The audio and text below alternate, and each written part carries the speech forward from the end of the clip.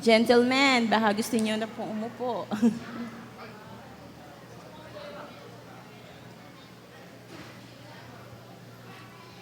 Mayroon pa po dito sa harap na bakante, baka gusto niyo poong upuan.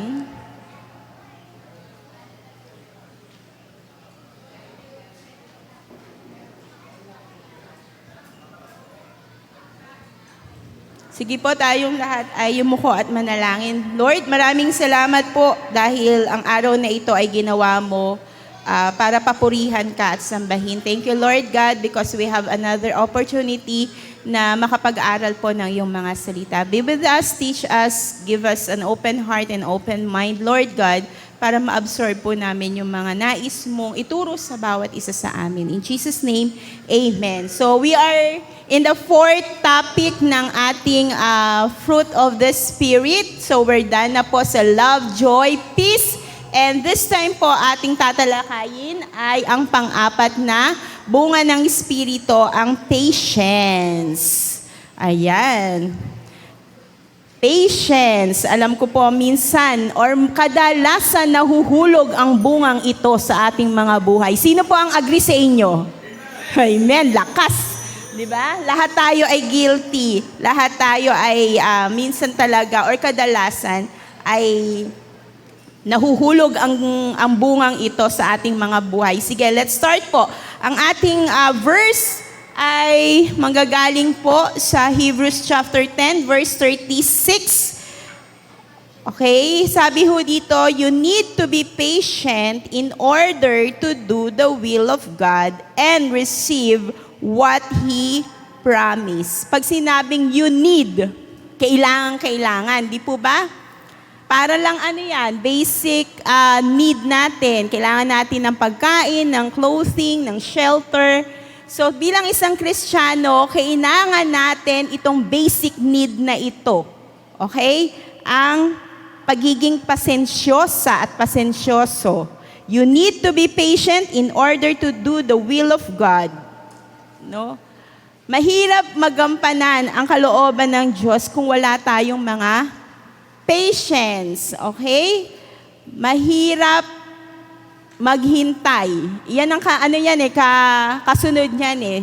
Kailangan marunong kang maghintay. Sa atin pong mga Kristiyano, ang pinakamahirap na gampanin natin, gusto natin always in a hurry. Sino po ang naniniwala doon? Gusto natin mabilisang resulta, mabilisang kilos. Yun nga iba, ang bilis-bilis magsalita, kaya ang dami-dami ding nakukomit na error. So, totoo din yung iba na sabi, more words, more mistake, less words, less mistakes. So, no words na tayo para walang mistake. Ganun ba yun? Sige po. Sabi po dito, ang word na patience from the Greek word, meron pong dalawang word dito, na nanggaling po sa salitang Griego. Yung una po ay ang homophone. Talagang ni-research ko paano i-pronounce to eh. So, homophone, which means an ability to continue. So, ayan. Ano po? Hopomone nga. Ay, sorry. Salamat sa correction. Na mali ng mata. Okay. Ability to continue. Saan? Sa mga sitwasyon na mahirap o hindi na maaaring baguhin pa. Okay? Ang second word is, sige nga, Brother Joseph, pakitulungan nga ako dito sa pangalawa. Oo, tama. Pati yung stress, tamang-tama. Nag-aral po ba kayo sa Bible School? Pero galing nyo Isa pa nga po. Macrothumia. Oh, ganda. Galing na intonation nyo Tama ba intonation ang tawag doon? Or stress? Intonation. Okay. Nag-aral siya ng speech language. Okay. Sige po. Maraming salamat po, Tatay Joseph. Anong ibig sabihin ng macrothumia? Okay, which means great or long-tempered. Nananawagan po ito sa kanyang ina. Nasaan daw po ang kanyang ina? Ayun! Ayun o, loko. Okay.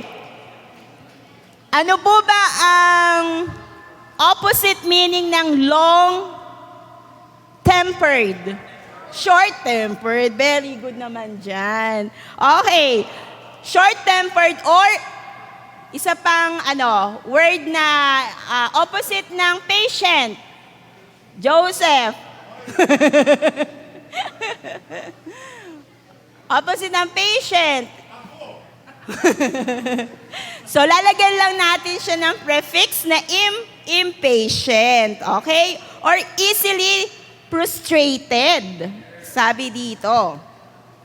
Okay. Ang impatient person daw, ang patient person ay dapat mild. Pakitanong mo nga, tingnan nyo nga na lang, huwag na lang itanong. Pakitingnan nyo nga po yung katabi nyo kung mild person yan. Gentle. Sister Ana, tingnan nyo po yung asawa nyo. Gentle po ba yung katabi nyo? Ano pa? Okay, always the same in all situation. Ibig sabihin pala, ang pagiging patient, ibig sabihin ito, hindi bad ang situation, dapat mawawala yung patient. Dapat daw in all situation, dapat nagmamanifest yung patience. Okay. Ba't ang tingin mo sa akin, Brother Joseph? Okay. The real test of patience is not in waiting. Okay, ulitin ko po ha. Makinig po ang mga estudyante natin. Yan. The real test of patience is not in the waiting, hindi sa pag-iintay ha, but in how one acts while waiting. Okay? Hindi daw ito sa paghihintay, kundi sa, kung paano tayo take action while we are waiting. Ito yung pinakamahirap. Lalo na nga kung ikaw ay may hinahabol, tapos nade-delay, di ba? Lalo na yung mga kausap natin. Ganitong oras tayo magkikita, pero nale-late. Aray ko po. Sino doon yun na tinamaan? Isa ako doon eh. Okay? So, ang patience ay isa sa mga best example na ating matutunghayan sa history ng Bible ay walang iba kundi ang ating mismong Panginoon. So, patience is one of God's good points. Okay? Nahuli tayo dyan. Okay? Patience is one of God's good points. Sabi po sa Jonah, or sa Jonas 4 verse 2, kaya't siya'y nanalangin, O Yahweh, hindi ba bago pa ako magpunta rito ay sinabi kong ganito nga ang gagawin ninyo? At ito ang dahilan kaya ako tumakas patungong Tarsis. Alam kong kayo ay Diyos na mahabagin at mapagmahal. Hindi madaling magalit at wagas ang pag-ibig. Alam kong lagi kayong handang magpatawad. Story of Jonah. Di ba inutusan siya ng Panginoon? Pumunta ka sa Ninive para sabihin mo sa mga tao na magsisi. Kung hindi, sila ay mapaparusahan. Sumunod ba si Jonah? Hindi. Hindi. Nag-change siya ng direction. May reason po kung bakit si Jonah nag-disobey sa Panginoon. Kasi kahit daw sundin niya yung gusto ng Panginoon, doon sa mga taga-Ninive, pagsisi kayo, talikdan ninyo ang inyong mga kasalanan. Alam ni Jonah na si Jesus or ang Panginoon, kapag po ang mga tao ay kumbaga si God nag-e-extend pa. Okay? May extension pang ginagawa ang Panginoon para sa mga tao na makapagsisi. Kaya ang sabi dito ni Jonah, nako, Yahweh, alam kong kayo ay Diyos na mabahabagin at mapagmahal. Nagbibigay siya ng allowances, nagbibigay siya ng time. Okay? Pero hindi naman ibig sabihin nun, hindi ginagawa ng Diyos yung kanyang sinasabi. Kaya lang, dahil si Jonah, kilalang kilala niya ang Diyos, kaya niya nasabi to na pag dumating ako doon, hindi naman basta-basta ibababa or ibabagsak ng Panginoon yung kaparusahan. Nagbibigay at nagbibigay pa rin siya ng extension hanggang sa matuto yung mga taga Ninibe. Okay? Dahil ang Diyos natin ay Diyos na mapagpatawad. So, siya ay isang Diyos na mahaba ang pasensya. Okay? Hindi katulad ng tao, hindi katulad ko, hindi katulad ninyo, hindi katulad nating lahat. Na kapag, di ba tayong mga tao, kapag nakipag-usap sa kapwa-tao, okay, pag pinag-usapan natin ganito at hindi nangyari, ano na nagiging reaction natin? Nagiging tigre na tayo, tsaka leon. Tama ba, Mr. Joseph? Kasi hindi nga tayo Diyos, no? At hindi pa rin tayo, sabihin na natin, hindi pa rin natin nakukuha yung attitude ni Christ. Pero ito yung gusto ng Panginoon na maging isa sa mga attitude natin. Okay?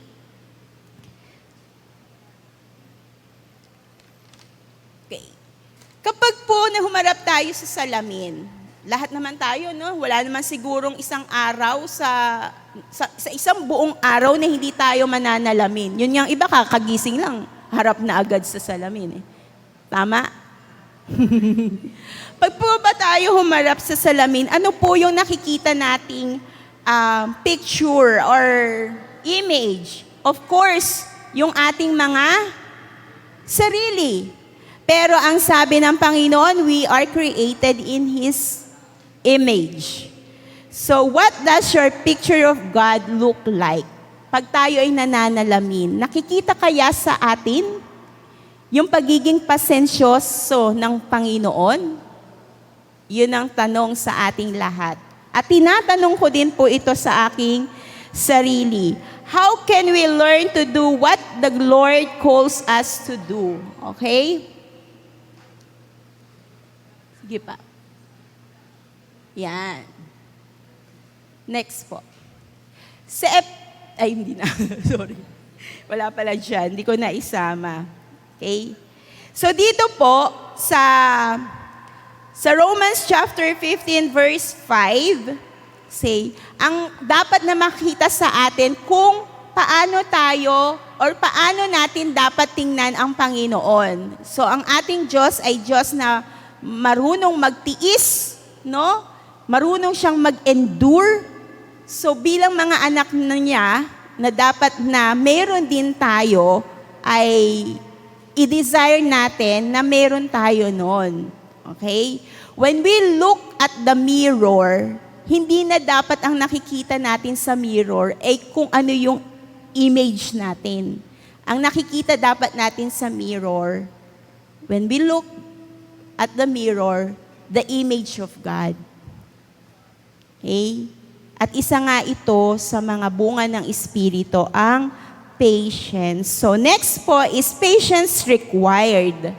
Okay? Patience is required. Ephesians chapter 4 verse 1 and 2, bilang isang bilanggo dahil sa paglilingkod sa Panginoon, hinihiling kong mamuhay kayo ng karapat-dapat bilang mga tinawag ng Diyos, maging mahinahon kayo, mapagpakumbaba, maunawain at paumanhin sa mga pagkukulang ng bawat isa bilang pagpapakita ng pag-ibig ninyo. Next po. Okay. Ito yung pinakamagandang nakita kong verse. Romans 14 verse 1. Tanggapin ninyo ang mahihina sa pananampalataya at huwag hatulan ang kanilang pananampalataya. Sa church, dito sa atin, na kinabibilangan, mixture tayo ng iba't ibang uri ng tao. Tama. galing tayo sa iba't ibang pamilya na iba't iba ang upbringing sa atin. Tapos magsasama-sama tayo dito sa loob ng church. Kung nga sa pamilya, iisa ang nanay, iisa ang tatay, iisa kung paano pinalaki. Pero magkakaiba pa rin ng ugali. What more pa dito sa loob ng church? Tama po ba? So meron dito na makakategorize natin na malalakas, meron mahihina pa. Laging merong sunod na pa. Okay? Mahihina pa. Ito yung tagubilin sa atin ni Apostol Pablo. Tanggapin ninyo ang mahihina sa pananampalataya. Sino ang kinakausap dito? Ang mga malalakas. Na dapat sana tayo ay tanggapin natin sila. Okay? Pero yung hindi ibig sabihin nun is tanggapin na palagpasin ang mga, sabihin natin, ugaling hindi nararapat. Mahina pa sila sa pananampalataya, so dapat tayong mga malalakas ang magbigay ng allowance at ng adjustment. Next po, Romans 15 verse 1, tayong malalakas, magkaibang chapter, the same book, ang dapat magtiis sa mga kakulangan ng mahihina at huwag ang sarili ang bigyang kasiyahan. Sino dito yung medyo matagal na sa pananampalataya? Okay? Matagal na sabihin nating medyo nando na sa nasa proseso pa tayo ng maturity. Panahon at saka din sa maturity. Yes. Ba't di ka kumibo? Okay. Hindi siya basis. Yes, totoo po 'yon. Pero through the years, 'di ba? Marami na tayong naririnig na pag-aaralan na nagiging, yun yung process na kung saan tayo ay dinidil ng Lord hanggang sa mag-mature tayo. Okay? Pero dahil mga buhay pa tayo, ibig sabihin hindi pa ganap yung maturity natin. We're still in the process of maturing. Okay? Or maturity. Ano yung sinabi ko hangina? Magkakaiba tayong pinagmulan. Okay, iba sa atin galing sa ibang, sabihin na natin churches, di ba? Yung iba nanggaling sa ibang katuruan, belief. Na kung minsan pag pinagsama-sama yon at may kanya-kanyang paniniwala, stand, okay, at kung meron,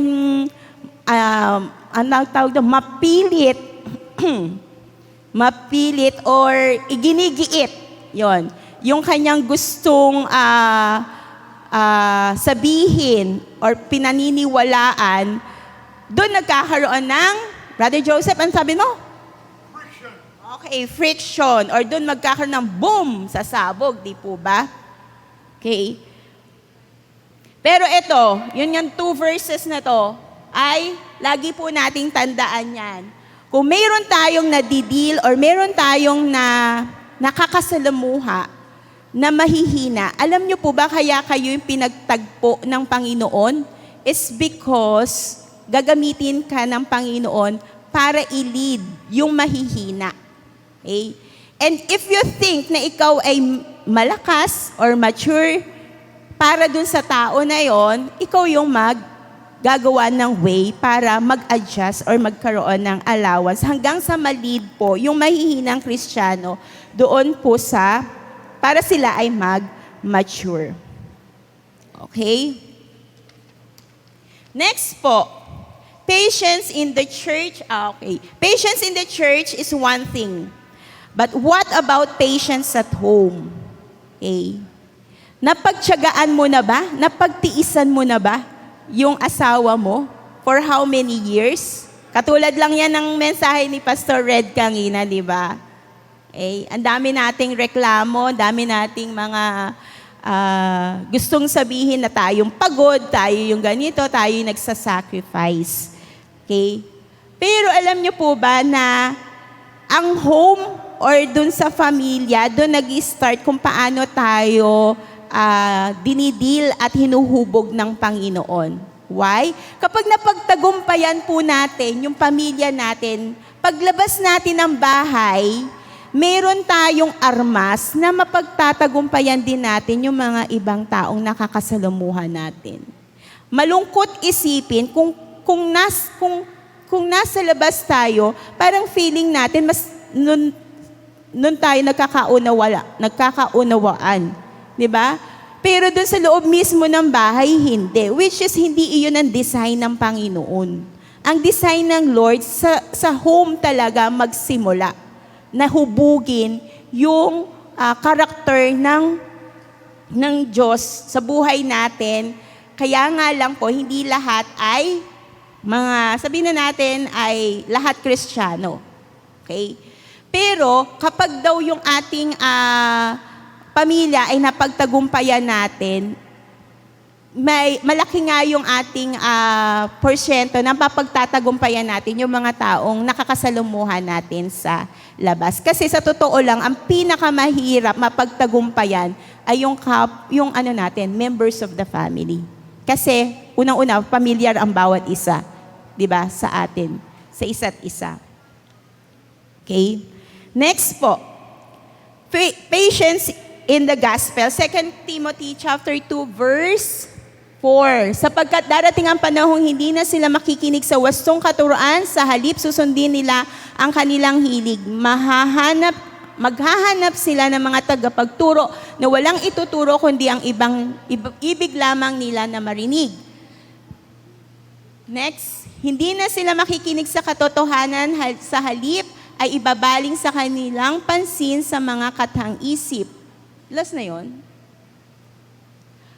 May na-miss na isa. Isa pa.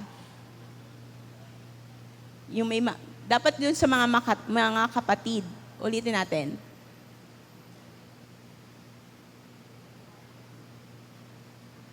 Okay. Hindi siya. Sige po. Patience in the gospel.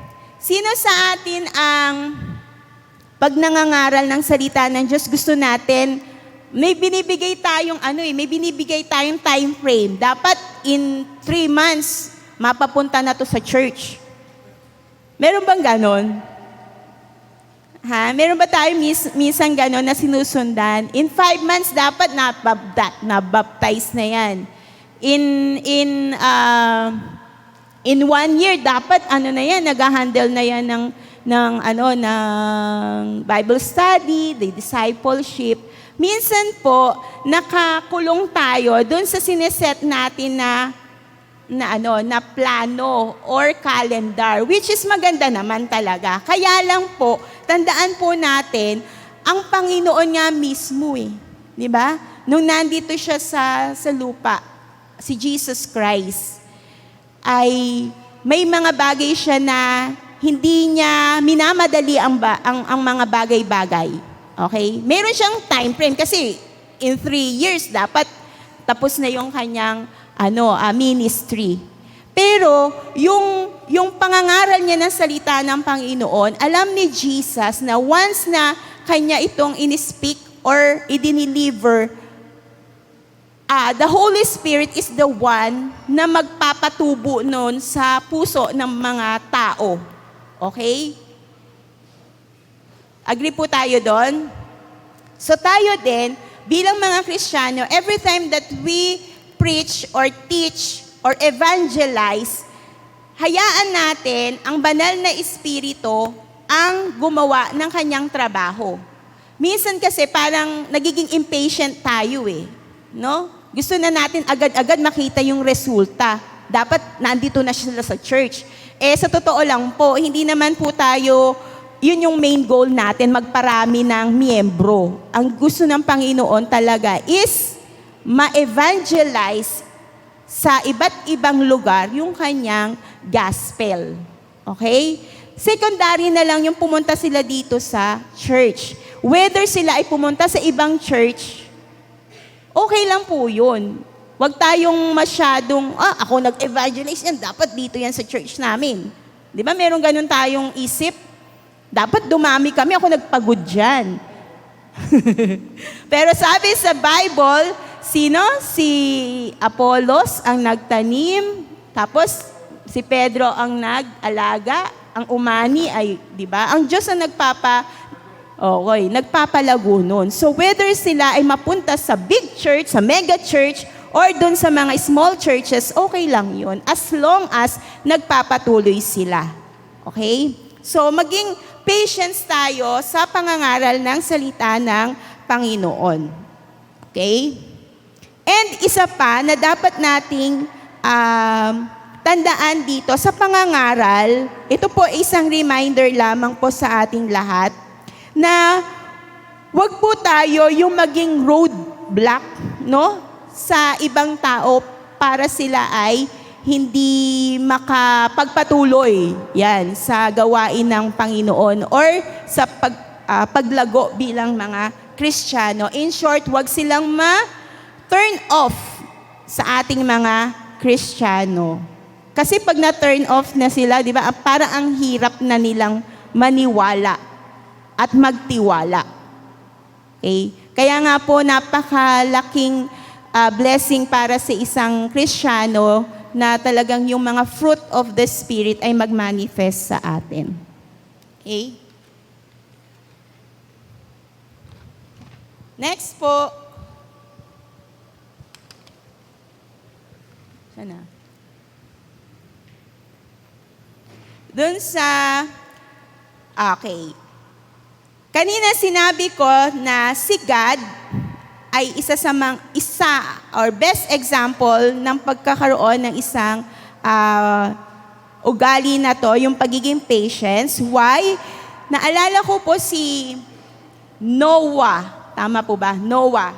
120 years in the days of Noah po, ay, di ba, binild niya yung ark, yung arko. Tama po ba? And para yun saan? Sa pamilya ni Noah at kung sino pa yung maniniwala at magsisisi sa kanilang mga kasalanan. Imagine, it took 120 years. Ganun yung paghihintay ni God dun sa mga tao. 120 years? 120 years. Samantalang tayo, oras lang hinihintay natin or days, naiinip na tayo. Mga prayers na ang tagal nating hinihiling sa Panginoon and yet hindi pa nangyayari. Naiinip na tayo. What more pa talaga? Ang Diyos, ang pinaghintay niya, 120 years and yet Noah at ang pamilya lang niya ang sumampa doon sa arko. Napaka-patient talaga ng ating Panginoon. Ano pa? Yung Sodom and Gomorrah. Tama pa ba yun? Oh, tama. Okay. Di ba? Napaka-patient ng Lord. Nakipag-bargain pa si Abraham. Talagang makikita natin, napaka-pasensyoso ng ating Panginoon. Ilang years yung mga Israelites nasa wilderness? Ilang years? 40 years. Na pwede sana 40 days. Tama po ba? 40 days lang. Pero it took 40 years. Napaka-patient ng Lord. Dahil gusto ng Panginoon na may ituro at matutunan yung mga Israelites. So, ganun din sa atin. Tanungin natin yung sarili natin, why ba ang tagal-tagal nang hindi pa sinasagot ng Panginoon yung mga request natin sa Kanya? Baka talagang may tinuturo sa atin ang Diyos, no? Na matutunan nating pare-pareho. Okay? God's patience, we learned that God's patience was not for a day, a week, or even a year. Yung nga iba, decade pa, di ba? Yung iba nga, century. Century, 100 years yun, ang tagal. Okay? So kung ang Lord po ay ang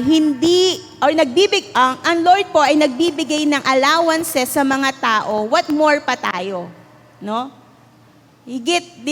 Dapat ganun din tayo sa mga taong nadidil natin. Okay? Na wag tayong mawalan ng patience sa kapwa, kundi tingnan po natin, kumbaga parang ganito, ubos na yung PC mo, di ba? Parang mag-e-end na, i-extend pa natin. I-extend pa natin. Laging ganun, kung paubos, lagi tayong magbigay pa ulit ng pagkakataon. Kasi isipin natin, kung ang Diyos hindi nagbigay sa atin ng pagkakataon, wala tayo pare-pareho dito. Okay? Kung ang Diyos nagbigay sa atin, dapat si Beth, hanggang 13 anyos lang. Kapag di yan nag-commit sa akin, wala na yan, kukunin ko na buhay niyan. Di ba? Kung ganun si God sa atin. Pero hindi Ang Diyos laging nagbibigay ng mahabang pagkakataon para sa bawat isa sa atin. So, how to develop patience? James chapter 1, verse 2 hanggang 4. Okay. Ala na.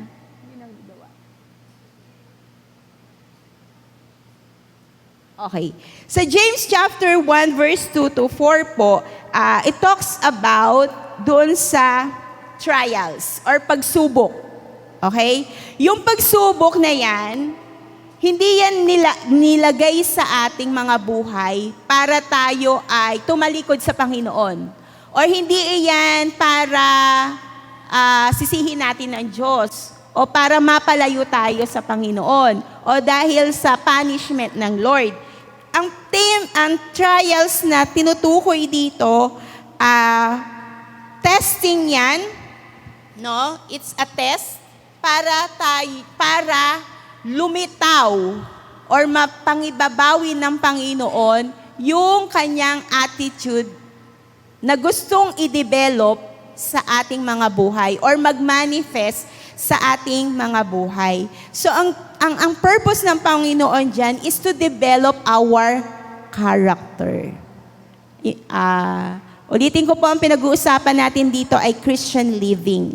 It talks about our character, our attitude, okay? Yung puno, okay? Yung isang puno, yung mga nagpuputol ng puno, di ba? Pag pinutol nila yon, yung tawag doon, trunk, yung log, okay? Isang napakalaking, bahagi ng puno, okay? Para maging kagamit-gamit yung log na yon, dapat ay, pagputol-putulin. Pag pinagputol-putol yan, hindi pa rin siya magagamit kung ano yung gusto mong paggamitan nito. Kailangan ay i-shape mo siya sa kung ano mang gusto mong shape. Para makabuo ka ng isang silya, dapat magbuo ka ng square, di ba? Kung table, rectangle, or circle, kung ano mang shape ang gusto mong gawin doon. And then, hindi pa rin siya matatapos doon kasi yung kahoy na yon magaspang pa. Di po ba? Dapat kinisin, dapat i-polish. So, ganun din po yung mga buhay natin. Okay? Hindi tayo magiging kagamit-gamit ng Panginoon kapag meron pa siyang nasasalat na gaspang. Yung gaspang na yan yung gaspang ng pag-uugali natin. Yung behavior natin, sa totoo lang, yun po yun. No? Sabi natin, no one's perfect. Wala talagang perfecto. Pero, when we are aiming talaga na sumunod sa Panginoon at magpasakop ng buhay natin sa Diyos, okay, willing din tayong magpakayas at magpakinis, no? Hanggang sa maging ganap po yung ating mga buhay sa Panginoon. Okay? So, may limit ba ang patience? May limit ba? Wala? Wala? Sinagot niya, wala. Patience nga di ba? So, yun, pag nauupos na tayo or nauubos na yung pasensya natin, ano dapat gawin, Brother Joseph? Extend pa natin. Okay? Ano pa? Ano yung sinabi ng kuya? May sinabi ka?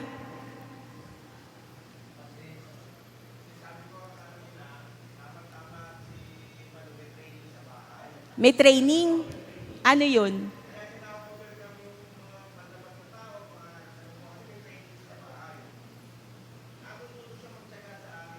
Ayun. Ay, okay. Si Sister Anna din, alam ko.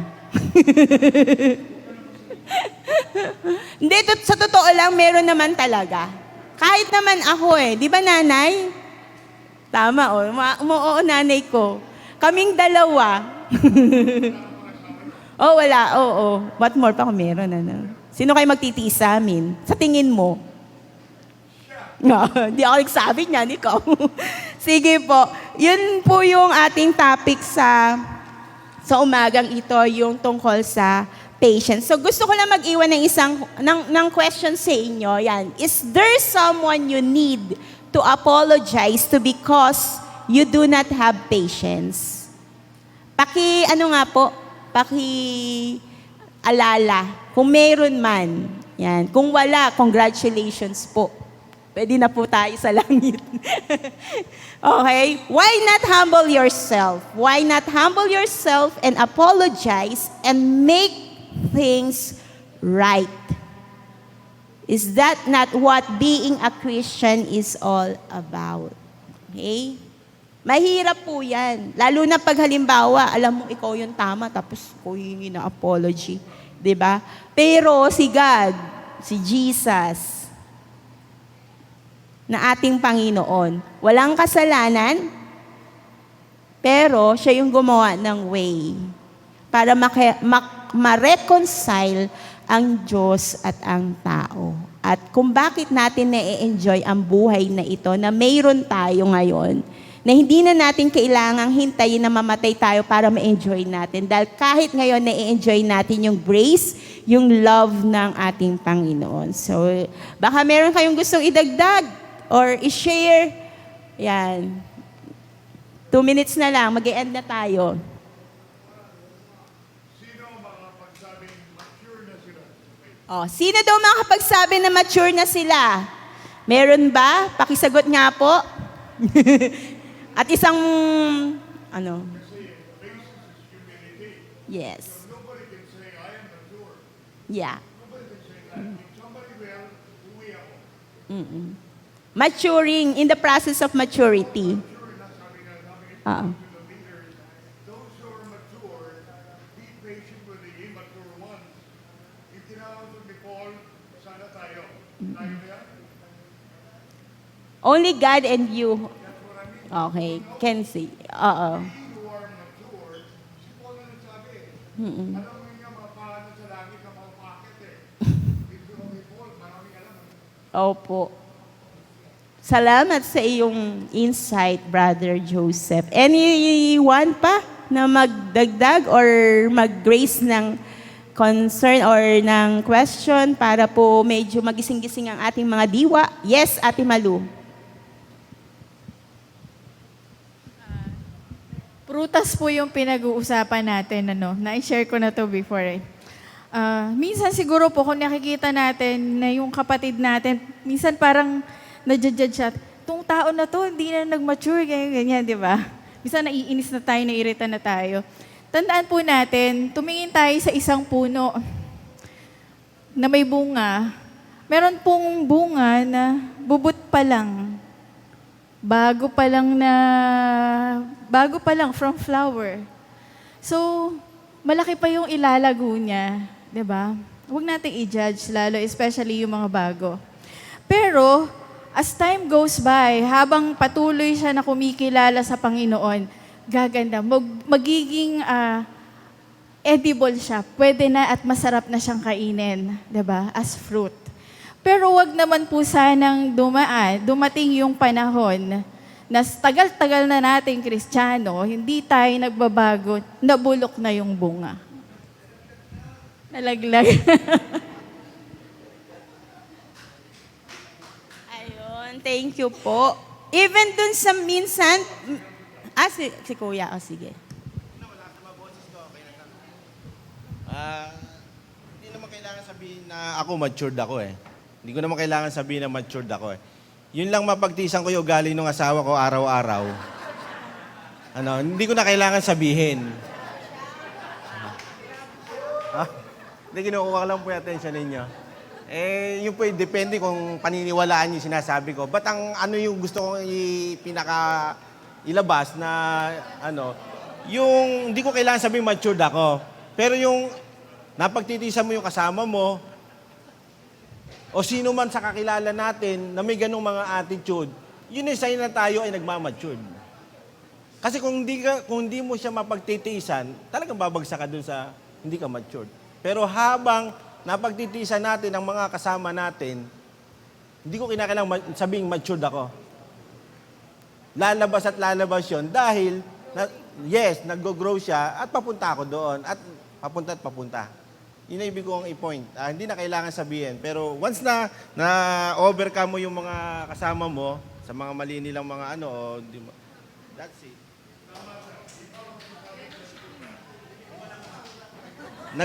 Nagtitiis ka rin ba sa asawa mo, Brother Eric? Ang masakit pa nito, ang mag-a-adjust or magtitiis sa atin, yung mga ngayon pa lang na nagiging Kristiyano. Hindi, sinasabi ko din yun sa sarili ko po. Minsan kasi, di ba, bilang tao, may nakikita pa rin. Halimbawa sa akin, na medyo dapat na ayusin. Okay? Na dapat talaga na sana tayo yung makapag-encourage. Minsan sa atin pa na-discourage. Yun yung means, dapat na aware din tayo doon. No, wag tayo yung maging roadblock sa kanila or ma-turn off sila. No?